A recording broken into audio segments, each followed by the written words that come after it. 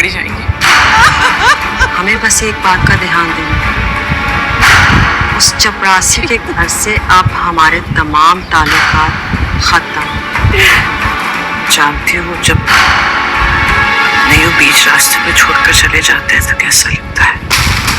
उस लड़की ने शबाब के शौहर को इतने सालों बाद औलाद दी। तुम्हें लगता है शबाब उसे जवार के पास ही भटकने देगी? तुम्हारा शौहर कौन है? सवार शाह साहिब।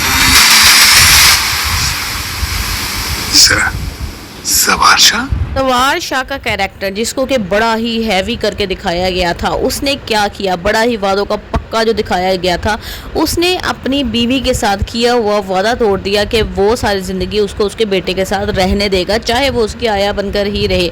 उस बेचारी के साथ उसके बहनोइयों ने किस तरीके से उसको इतने वो जालिम बन गए, मैं हैरान हो गई हूँ। और शबाब जो देख रही थी, जिस तरह से देख रही थी और अफसोस कर रही थी, इस तरह ऐसे लग रहा था कि जैसे उसके दिल में कोई सॉफ्ट कॉर्नर है और फ़ौरन जाके जवार को बताएगी। लेकिन वो तो जाते ही विलन बन गई। उसके चेहरे पर तो अजीब किस्म की मुस्कुराहट आ गई कि ठीक है, अब जो मेरा बेटा बना है उसकी माँ मरी जाए तो बेहतर है, अच्छा हुआ मेरी ज़िंदगी से निकल गई। यानी कि इतने जुल्म के ऊपर वो खामोश रही। और पूरी एक तकरीब चल रही थी, जिस तरह से दिखाया जा रहा था कि बड़ा ही हंगामा हो रहा है, लोग गाने गा रहे हैं, बीच में निहाल आई है।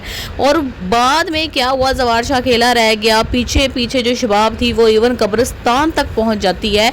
तो उस तकरीब के अंदर जवार शाह को बिल्कुल भी महसूस नहीं हुआ कि ना तो मेरी दोनों बहनें हैं, ना तो मेरे दोनों बहनोई हैं, और मेरी बीवी भी इवन जो शबाब है वो कहाँ पे कायम है। यानी कि उसको पता ही नहीं चला और वो अकेला ही पूरे फंक्शन को लेकर चलता रहा। बच्चे को भी उसी ने देखा, उसने कुछ भी नहीं देखा कि सालों पुरानी जो नौकरानी थी वो अचानक से कैसे गायब हो गई, निहाल कहाँ गई, आखिरकार वो मेरी बीवी थी। इतना इनसेंसिटिव कोई किस तरीके से हो सकता है।